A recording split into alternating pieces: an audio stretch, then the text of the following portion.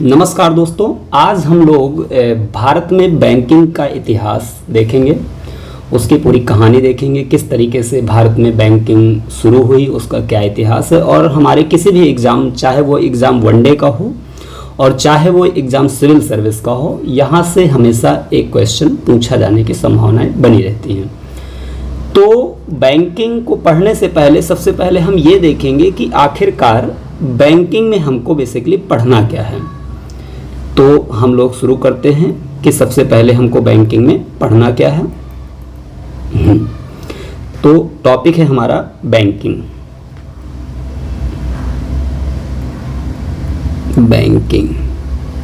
Banking में basically हमको पढ़ना क्या है, तो इसके लिए थोड़ा सा एक हम डायग्राम बनाते हैं कि क्या पढ़ना है। सबसे पहले हमको देखेंगे कि बैंक है क्या। सबसे पहले हम ये देखेंगे कि जो बैंक है वो क्या है। उसके बाद फिर हम लोग देखने वाले हैं, बैंक के बाद हम लोग उसका मैकेनिज्म उसके साथ ही देखेंगे और हम ये भी देखेंगे types of banking. Types of banking अर्थात बैंकिंग के प्रकार। जब हम बात टाइप्स ऑफ बैंकिंग की करते हैं तो हम दो प्रकार की बैंकिंग देखते हैं। एक होते हैं बैंकिंग फाइनेंस कंपनी, एक होती हैं बैंकिंग फाइनेंस कंपनी जिन्हें हम बैंक कहते हैं, और एक होती है नॉन बैंकिंग फाइनेंस कंपनी जिन्हें हम NBFC कहते हैं, नॉन बैंकिंग फाइनेंस कंपनी कह देते हैं। तो ये देखेंगे। इसके पश्चात हम लोगों को इसके पश्चात जो हम लोगों को देखना होगा वो ये देखना होगा कि इतना अंतर इसमें देख लेंगे। उसके बाद फिर बैंकिंग एक्ट देखेंगे। क्या देखेंगे हम लोग? बैंकिंग एक्ट 1949 देखेंगे। इसके बाद फिर हम लोग क्या पढ़ने वाले हैं? Types of bank.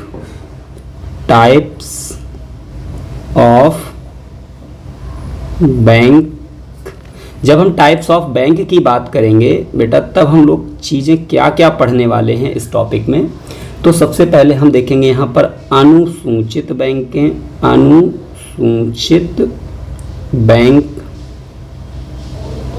अनुसूचित बैंक क्या होती है? अनुसूचित बैंक उनको हम जानेंगे। उसके बाद हम लोग यहाँ देखेंगे गैर अनुसूचित बैंक। गैर अनुसूचित बैंक, हम लोग गैर अनुसूचित बैंकों को देखेंगे। इसके साथ साथ ही हम देखेंगे नेशनलाइजेशन बैंकें, मतलब जो राष्ट्रीयकृत बैंकें होती हैं। राष्ट्रीयकृत बैंकों की चर्चा हम करेंगे। राष्ट्रीयकृत बैंक की बात करेंगे हम लोग। और इसके पश्चात हम लोग बात करेंगे प्राइवेट बैंक की बात करेंगे। और इसके पश्चात फिर हम लोग बात करने वाले हैं कोऑपरेटिव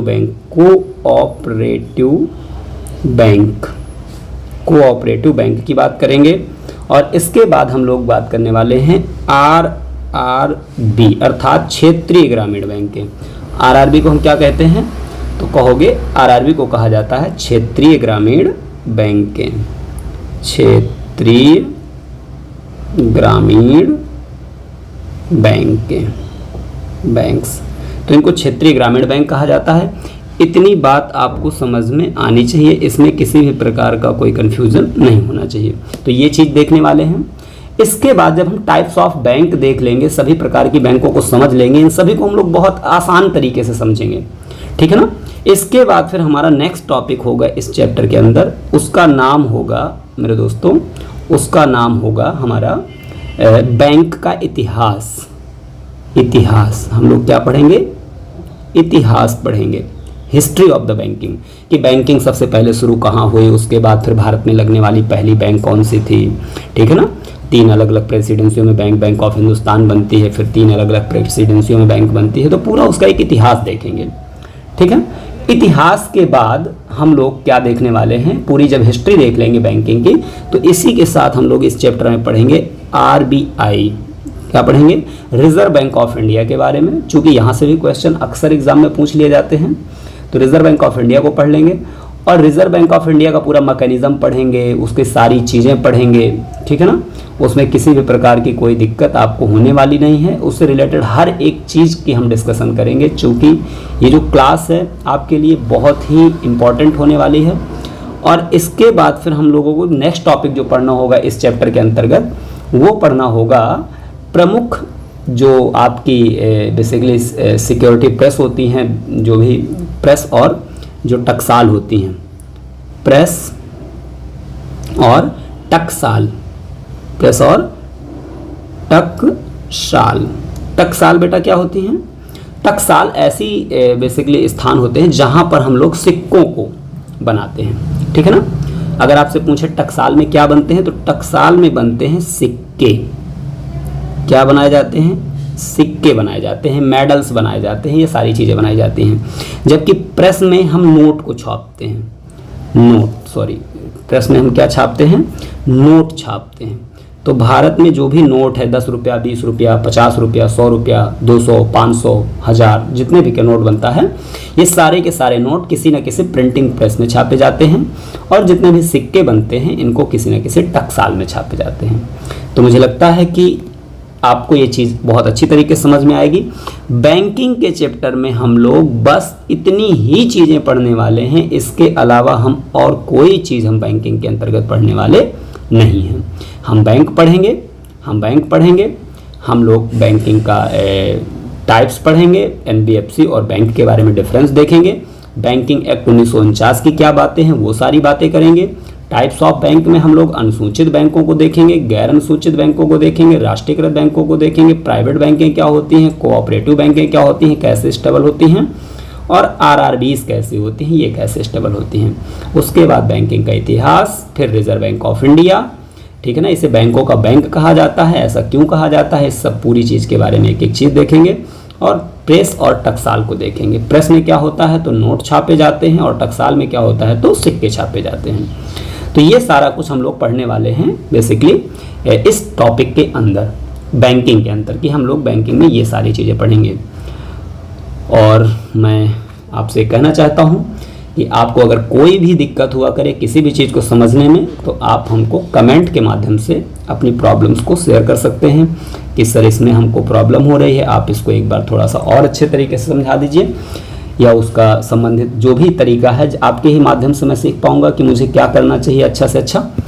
तो ये आपकी जिम्मेदारी बनती है कि अगर कोई चीज़ समझ में नहीं आती, वैसे प्रयास मेरा रहेगा कि हर चीज़ समझ में आ जाए, लेकिन इन केस अगर समझ में नहीं आती तो आप मुझसे कमेंट कर सकते हैं, या मेरे नंबर में कॉल भी करके आप चीज़ों को डिस्कस कर सकते हैं। बस कॉल करने का अधिकार मेरे उन्हीं स्टूडेंट के लिए है जो मतलब मुझसे ऑफलाइन पढ़ते हैं या पेड ग्रुप मेरा ज्वाइन किए हैं। तो ये चीज़ आपको थोड़ा समझनी है। फिलहाल अब हम देखते हैं, सबसे पहले हम देखेंगे बैंक। सबसे पहले हम क्या देखेंगे, सॉरी थोड़ा सा पतला ज़्यादा है, उसको मोटा कर लिया जाए। सबसे पहले हम देखेंगे बैंक। बैंक तो अगर मैं आपसे पूछूं बैंक क्या है, तो आप कहोगे सर बैंक क्या है, हम लोग काहे के लिए बैंक में जाते हैं। तो बैंक एक इंस्टीट्यूशन है। क्या है, एक फाइनेंशियल इंस्टीट्यूट है। क्या है बैंक, एक फाइनेंशियल इंस्टीट्यूट है, अर्थात वित्तीय संस्थान होता है। वित्तीय संस्थान होता है, एक फाइनेंशियल इंस्टीट्यूट होता है, ठीक है ना। एक हम थोड़ा सा इंस्टीट्यूट टाइप का बना देते हैं, जैसे ये एक क्या है हमारा, एक फाइनेंशियल इंस्टीट्यूट है। फाइनेंशियल का मतलब जो पैसे से रिलेटेड हो, जिसमें सारे काम पैसे से रिलेटेड सारा काम होता है, ठीक है ना, फाइनेंशियल इंस्टीट्यूट है। ये आपको मैंने बैंक बना दिया थोड़ा सा समझने के लिए। अब समझ लो बैंक एक क्या है, वित्तीय संस्थान है। जो करता क्या है बेटा, इसके कुछ फीचर होते हैं कि ये किसी भी कंपनी या पब्लिक से क्या करता है, कंपनी या पब्लिक अपना यहाँ पर डिपॉजिट जमा करती हैं, डिपॉजिट जमा करती हैं, ठीक है ना। ये भी डिपॉजिट करेंगी, मतलब कंपनी और पब्लिक के पास जो भी पैसा होगा, एक्स्ट्रा पैसा है, तो वो आकर के बैंक में जमा करते हैं। हमें कुल मिला के बैंक एक ऐसे संस्थान होता है जो जमा सुविधा स्वीकार करती है। क्या करती है, जमा सुविधा स्वीकार करती है, स्वीकार करती है। एक ऐसी संस्था होती है जो जमा सुविधा स्वीकार करती है। अब ये जमा सुविधा किसकी स्वीकार करेगी? तो कंपनी की और पब्लिक की। भाई कंपनी और पब्लिक ही होता है, ठीक है ना। अगर कोई इंस्टीट्यूट है एक तरीके रजिस्टर्ड है तो कंपनी हो जाएगा, और नहीं तो फिर सिंगल व्यक्ति है तो पब्लिक ही कहलाएगा। तो ये इनका जमा सुविधा। अब जो भी ये डिपॉजिट होते हैं, ये जो भी डिपॉजिट हैं, बेटा एक चीज़ याद रखना, हम जो भी बैंक में जाके जमा करते हैं उसे हम डिपॉजिट कहते हैं, ठीक है ना। ये जितने भी डिपॉजिट होती हैं ये 2 प्रकार की होती हैं, 2 टाइप की होती हैं। ये डिपॉजिट या तो टाइम डिपॉजिट हो सकता है, या तो टाइम डिपॉजिट हो सकता है, टाइम डिपॉजिट हो सकता है, और या तो ये डिमांड डिपॉजिट हो सकता है, डिमांड डिपॉजिट हो सकता है। इतनी बात समझ में आ गई। कुल मिला के जो भी डिपॉजिट हैं वो या तो टाइम डिपॉजिट होगा या तो डिमांड डिपॉजिट होगा। टाइम डिपॉजिट क्या होता है? फिक्स्ड टाइम के लिए, फिक्स्ड टाइम के लिए जब हम बैंक में कोई पैसा जमा करते हैं, जैसे हमने एफडी करा दी, ठीक है ना, ये आरडी करा दी हमने, ठीक है ना, गोल्ड डिपॉजिट कर दिया, तो ये कुछ फिक्स टाइम के लिए जमा करते हैं तो उसे हम टाइम डिपॉजिट कहते हैं। दूसरे प्रकार का डिपॉजिट क्या होता है? डिमांड डिपॉजिट होता है। डिमांड डिपॉजिट किसे कहते हैं? जब हम अपने डिमांड के आधार पर चीज़ों को बैंक में जाके जमा कर देते हैं। जैसे हमें जब चाहें तब उससे पैसा निकाल सके, जब चाहें हम अपनी डिमांड क्रिएट कर सके, तो इस प्रकार के डिपॉजिट को हम डिमांड डिपॉजिट करते हैं। और इसमें आपका आ जाएगा सेविंग अकाउंट, सेविंग अकाउंट आ जाएगा। और इसमें क्या आ जाएगा? इसमें आ जाएगा आपका करेंट अकाउंट आ जाएगा, करंट अकाउंट आ जाएगा। इसमें आपका आ जाएगा डीडी। ये सारी चीज़ें आपका डिमांड डिपॉजिट होती है। तो कुल मिला के बैंक, कुल मिलाकर के जो बैंक है वो एक ऐसी संस्था होती है जो डिपॉजिट को एक्सेप्ट करे। किसके डिपॉजिट को एक्सेप्ट कर सकती है? कंपनी या पब्लिक के। ये डिपॉजिट कितने प्रकार की होती है? तो ये डिपॉजिट आपका 2 प्रकार की हो सकती है, एक टाइम डिपॉजिट हो सकती है और एक डिमांड डिपॉजिट हो सकती है। इतनी बात मुझे लगता है आपको समझ में आ गई। अगर इतनी बात समझ में आ गई तो यहाँ पर एक चीज़ और समझिएगा। अब ये डिपॉजिट इन्होंने एक्सेप्ट कर ली, अब करती क्या है? बैंक जो है एक काम और करती है, इसी कंपनी जो भी इसमें पैसा जमा करेगा और पब्लिक, जो भी पब्लिक यहाँ पर पैसा जमा करेगी, ये बैंक उनको क्या करती हैं? लोन प्रोवाइड करती हैं। क्या प्रोवाइड करती हैं? लोन प्रोवाइड करती हैं। क्या प्रोवाइड करती हैं? लोन प्रोवाइड करती हैं। और इस लोन को जब देंगी तो इनसे ये क्या कमाएंगी? इनसे बेटा ये इंटरेस्ट कमाएंगी, अर्थात ब्याज, ब्याज कमाती हैं। पब्लिक से भी बैंक ब्याज कमाती है, अर्थात ब्याज, ठीक है ना। जब लोन देंगी तो उससे उनको ब्याज मिलेगा। याद रखना, जब कोई कंपनी या पब्लिक पैसा जमा करता है किसी बैंक में तो उसको भी कुछ इंटरेस्ट मिलता है, अर्थात ये ब्याज इधर पब्लिक को मिलेगी, ब्याज ये इधर मिलेगी और ये जो है मतलब पब्लिक को मिलेगी ब्याज। लेकिन याद रखना, जब कोई कंपनी या पब्लिक बैंक में जाके पैसा जमा करती है तो ये ब्याज की जो रेट होती है, अर्थात जो ब्याज होता है, बेसिकली जो ब्याज होता है धन पैसे का, वो इस ब्याज के कंपैरिजन में ये ब्याज हमेशा क्या होती है? कम होती है। मतलब हमने अगर बैंक कंपनी को लोन दे रही है, अगर ये बैंक जो है इस कंपनी को लोनिंग कर रही है तो वो ज़्यादा रेट लगाएगी, जबकि ये कंपनी अगर पैसा जमा कर रही है बैंक में तो यहाँ पर इस कंपनी को थोड़ा सा कम पैसा मिलेगा रेट के तौर पे। और इसी रेट डिफरेंस से बैंक क्या करती है? अपनी कमाई करती है। तो इतनी मुझे लगता है बात आपको समझ में आ गई होगी। इतनी बात में कोई दिक्कत नहीं है। अगर इतनी बात समझ में आ गई है तो यहाँ पर एक चीज़ समझने वाली और है। यहाँ पर एक चीज़ समझने वाली क्या है? वो समझने वाली बात ये है मेरे बच्चा कि जो बैंक होती है, बैंक में ये जितना भी डिपॉजिट है, टाइम डिपॉजिट और डिमांड डिपॉजिट, ये टोटल डिपॉजिट जो कहलाता है बैंक का, टोटल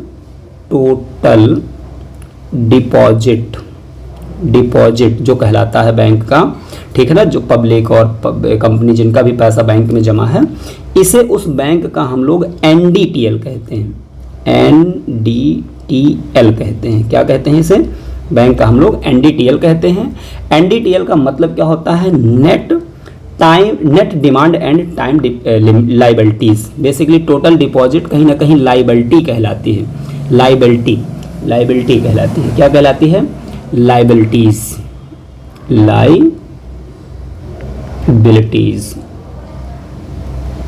लायबिलिटीज़, या इसको हिंदी में देयता कहते हैं।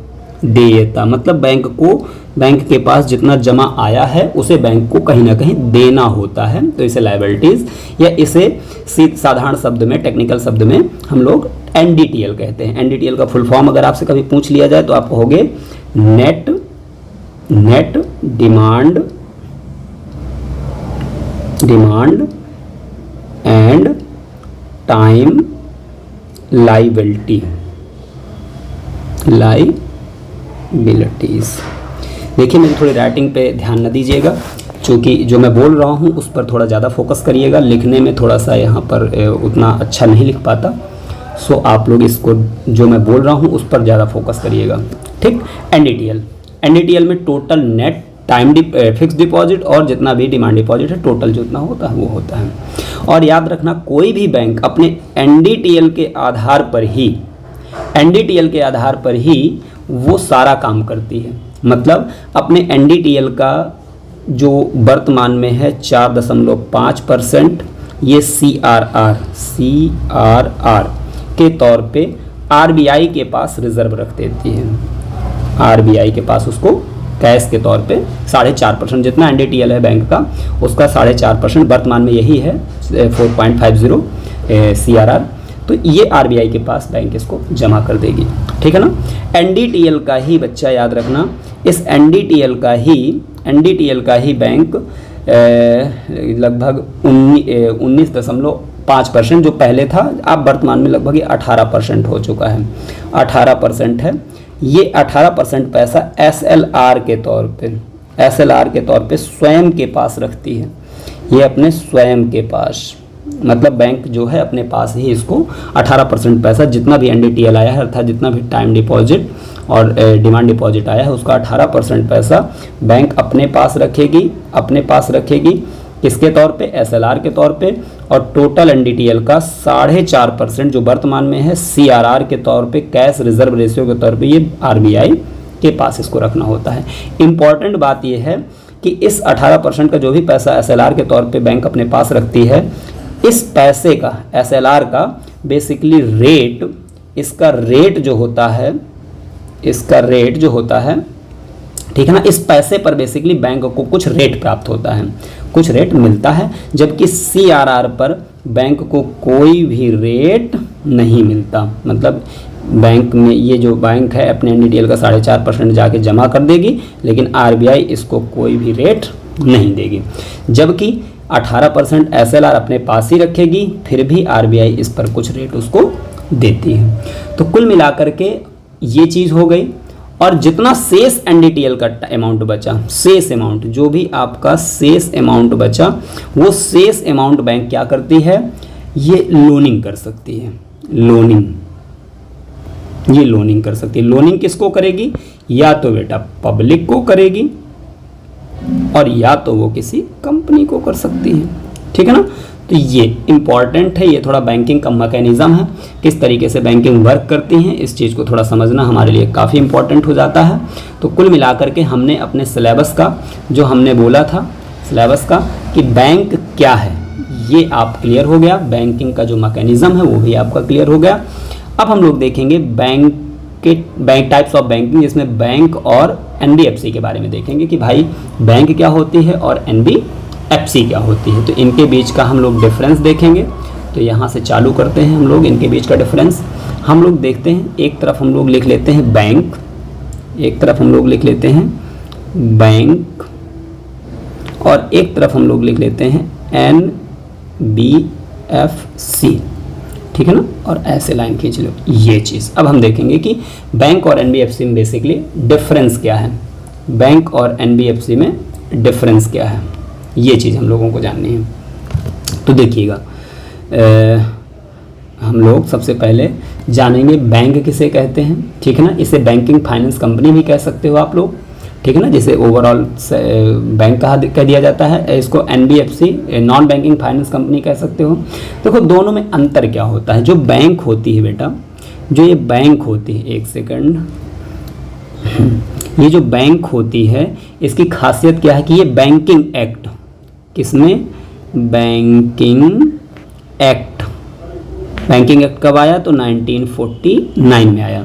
इस बैंकिंग एक्ट के नियमों द्वारा तथा आरबीआई के नियंत्रण में, मतलब इसको स्टेबल करेंगे तो किसके थ्रू स्टेबल करेंगे? तो बैंकिंग एक्ट 1949 के थ्रू, तथा आरबीआई के नियंत्रण में, आरबीआई के नियंत्रण में बेसिकली ये काम करेगी। ये बात समझ में आ गई।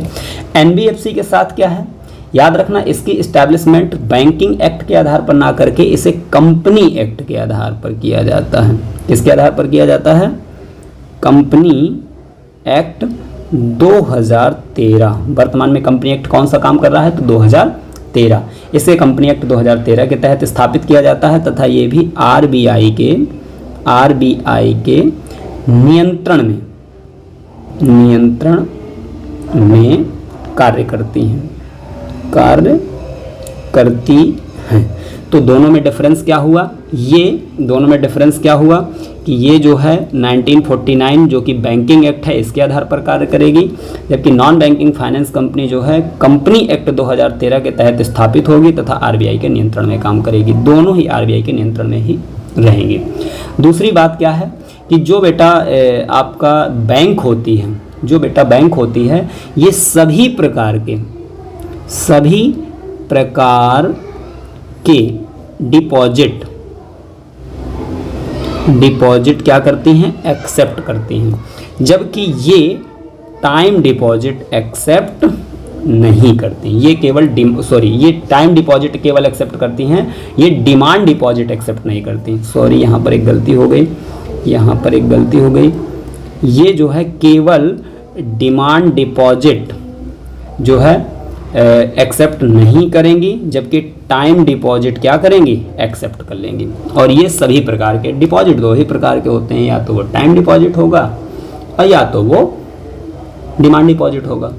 टाइम डिपॉजिट मतलब एक निश्चित समय के लिए जब पैसा जमा करते हो तो टाइम डिपॉजिट कहते हैं, और जब इसलिए पैसा जमा करते हो कि जब हमें ज़रूरत होगी तब निकाल लेंगे तो उसे डिमांड डिपॉजिट कहते हैं। तो ये दूसरी बात क्या है कि जो बैंक होती है ये लोन क्या करेगी? प्रोवाइड करेगी। ये भी बेटा लोन क्या कर सकती है? प्रोवाइड कर सकती है। दूसरी बात, ये जो बैंक होती है वो चेक क्या करेगी? इशू करेगी, जबकि यहाँ याद रखना कि जो एनबीएफसी होती हैं वो चेक इशू नहीं करती है। अपने आप में इम्पॉर्टेंट है। और दूसरी बात क्या है, एक अच्छा इंपॉर्टेंट प्रश्न ये है कि लोनिंग करते समय जो बैंक हैं वो बेस रेट का पालन करेंगी। बेस रेट का पालन करेंगी मतलब बेस रेट से नीचे जाकर के रेट में किसी भी व्यक्ति को ये कर्ज नहीं दे सकती, जबकि जो एनबीएफसी होती हैं उन्हें बेस रेट का पालन करने की कोई बेसिकली जहमत नहीं उठानी पड़ती, कोई उनकी बाउंडेशन नहीं होती। तो ये चीज़ याद रख लीजिएगा। ये जो बैंक होती हैं पब्लिक के पैसे को शेयर मार्केट जैसे जगहों पर इन्वेस्ट नहीं कर सकती। क्यों? क्योंकि शेयर मार्केट एक ऐसी जगह होती है जहां पर कोई निश्चित नहीं होता कि आपको प्रॉफिट हो ही जाए। तो ऐसी जगह बैंकें अपना बेसिकली शेयर मार्केट में, शेयर बाजारों में जिन्हें रिस्क बाजार के तौर पे भी देखा जाता है, इन बाज़ारों में ये पब्लिक का पैसा इन्वेस्ट नहीं करती हैं, जबकि ये कर सकती हैं। इनको ऐसी कोई बाउंडेशन नहीं होती। इनको बेटा बैंक को जो होता है CRR तथा SLR और अदर भी bank rate, repo rate, reverse repo rate और भी कई सारे इंस्ट्रूमेंट होते हैं, इनको मेंटेन करना पड़ता है। जबकि याद रख लेना कि जो नॉन बैंकिंग फाइनेंस कंपनियां होती हैं इनको CRR, SLR या अदर कोई रेट मेंटेन करने की ज़रूरत नहीं होती। तो ये जो है आपका बेसिकली बैंक और एनबीएफसी के बीच बेहतरीन डिफरेंस आपको याद हो गया। कभी कोई पूछे क्या अंतर होता है तो सिंपल सा आप बताइएगा कि जो बैंक होती है उसे बैंकिंग एक्ट 1949 के द्वारा इस्टेबल किया जाता है, जबकि एनबीएफसी को बेसिकली 2013 कंपनी अधिनियम के तहत इस्टेब्लिश किया जाता है। दोनों ही आरबीआई के नियंत्रण में कार्य करती हैं, दोनों ही आरबीआई के बेटा नियंत्रण में कार्य करती हैं। ये सभी प्रकार के डिपॉजिट एक्सेप्ट कर सकती हैं, ये डिमांड डिपॉजिट एक्सेप्ट नहीं कर सकती, ये केवल टाइम डिपॉजिट एक्सेप्ट करती हैं। ये लोन प्रोवाइड करेंगी, ये भी प्रोवाइड कर देंगी। ये चेक इशू करती हैं बैंकें, याद रखना एनबीएफसी चेक इशू नहीं कर सकती। ये बेस रेट के नियमों का पालन करती हैं, इनको पालन करने की कोई बाउंडेशन नहीं होती। अभी ये बेस रेट क्या होता है सब कुछ मैं आपको बताऊंगा, ठीक है ना। फिलहाल बस समझने के लिए समझ लीजिएगा कि एक ऐसा रेट होता है जब भी कोई बैंक किसी को लोनिंग करती है तो बेस रेट से नीचे जाकर के कभी लोनिंग नहीं कर सकती, ऐसा आरबीआई बैंकों के ऊपर कहती है, उनके ऊपर एक नियम बनाती है, रूल बनाती है, ठीक है ना। ये पब्लिक के पैसे को बैंकें कभी शेयर मार्केट में नहीं इन्वेस्ट करेंगी, चूंकि ये रिस्क मार्केट है। धोखे से सपोज करो पैसा बैंक पूरा नुकसान में चली जाए तो फिर पब्लिक अचानक डिमांड कर दे, चूंकि डिमांड डिपॉजिट भी एक्सेप्ट करती हैं, तो फिर कहाँ से पैसे देंगी बैंकें, नहीं दे पाएंगी। इसलिए ये बैंकें जो होती हैं रिस्क वाले मार्केट में पब्लिक के पैसे को कभी इन्वेस्ट नहीं कर सकती, जबकि एनबीएफसी केवल टाइम डिपॉजिट एक्सेप्ट करती हैं, इसीलिए ये रिस्क मार्केट में अपना पैसा इन्वेस्ट कर देती हैं, क्योंकि उनको पता है कि भैया एक निश्चित समय के लिए पैसा जमा की हो, इससे पहले तुम निकाल नहीं सकते हो। तो यहाँ पर ये चीज़ समझने योग्य है। याद रखना बैंकों को अपना CRR, SLR, bank rate, reverse repo rate, ये दुनियादारी जितनी भी रेटें होती हैं ये सब मेंटेन करना पड़ता है, जबकि एनबीएफसी को ये सारा कुछ मेंटेन नहीं करना पड़ता है। तो एक चीज़ आपको ये समझ में आ गई कि बैंक और एनबीएफसी में क्या डिफरेंस होता है, नॉन बैंकिंग फाइनेंस कंपनी और बैंक में क्या डिफरेंस होता है। बहुत अच्छी तरीके से मुझे उम्मीद है कि आपको ये चीज़ समझ में आ गई होगी। तो आपको बैंक का मैकेनिज्म समझ में आ गया और आपको सिलेबस के अकॉर्डिंग जैसे मैंने कहा कि आपको बैंक क्या है ये भी पता चल गया और टाइप्स ऑफ बैंकिंग क्या है ये भी पता चल गया, जिसमें आपने बैंक और एनबीएफसी के बारे में सही से जान लिया। अब हम लोग देखने वाले हैं बैंकिंग एक्ट 1949, ठीक है ना। तो ये देख लेंगे, फिर नेक्स्ट क्लास में हम बाकी के जो टॉपिक बचे हैं बैंकिंग के टाइप्स, इतिहास, आरबीआई, प्रेस और टकसाल, इनकी सबकी चर्चा कर लेंगे। तो अगर वीडियो आपको अच्छा लगे, समझ में आए तो प्लीज़ कमेंट ज़रूर करिएगा, बताइएगा ज़रूर कि आपको ये चीज़ें एकदम समझ में आ रही हैं या नहीं। और मैं आपको बताना चाहता हूँ ये जो भी कंटेंट है, मैं जो भी पढ़ा रहा हूँ, ये सारी चीज़ें आपके कहाँ पर रिलेवेंट होंगी, कहाँ पर आपको फ़ायदा पहुँचाएंगी। तो किसी भी प्रकार के वनडे का एग्ज़ाम हो, किसी भी प्रकार के बच्चा वनडे का एग्ज़ाम हो या सिविल का एग्ज़ाम हो जिसमें पीसीएस का एग्ज़ाम, आरओ समीक्षा अधिकारी का एग्ज़ाम या अदर कोई एग्ज़ाम होता है, ठीक है ना, उन सभी एग्ज़ामों में ये मेरे कंटेंट आपके फ़ायदा पहुँचाएंगे। तो अब हम लोग पढ़ने जा रहे हैं बैंकिंग एक्ट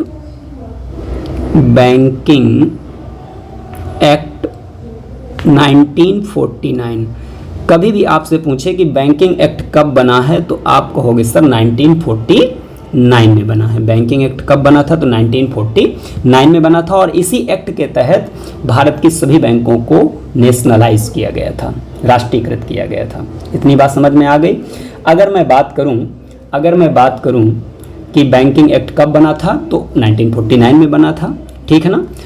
अगर इसकी एक बात और की जाए बेटा, एक बात इसमें और की जाए कि इस बैंकिंग एक्ट ने अपना कार्य करना कब से शुरू किया था, अर्थात कार्य संचालन कब से अपना काम करना शुरू किया था।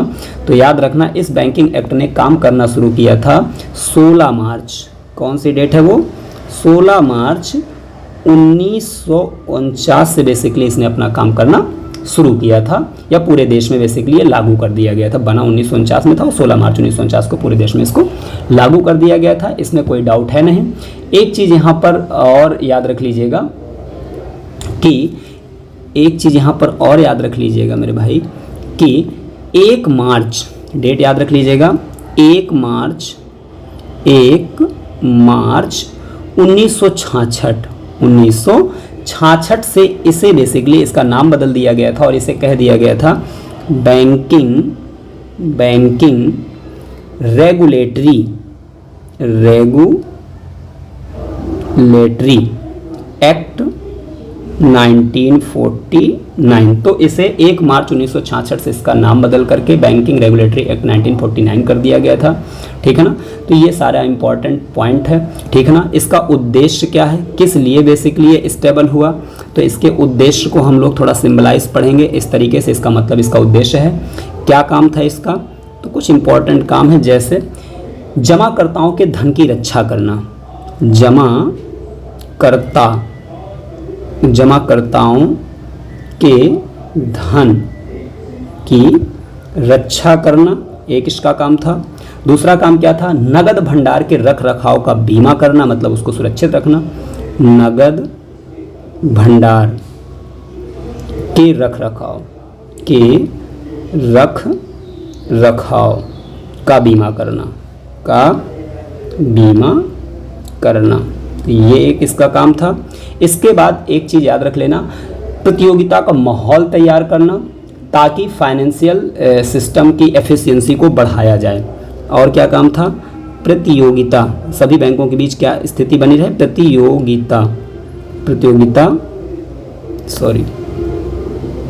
प्रतियोगिता का माहौल बनाना। इससे फ़ायदा क्या होगा? इससे फ़ायदा ये होगा कि जितने भी वित्तीय संस्थान अर्थात बैंकें हैं, उनकी एफिशिएंसी क्या हो सकती है? अच्छी हो सकती है, अर्थात उनकी क्षमता या दक्षता में विकास हो सकता है, दक्षता बढ़ाई जा सकती है।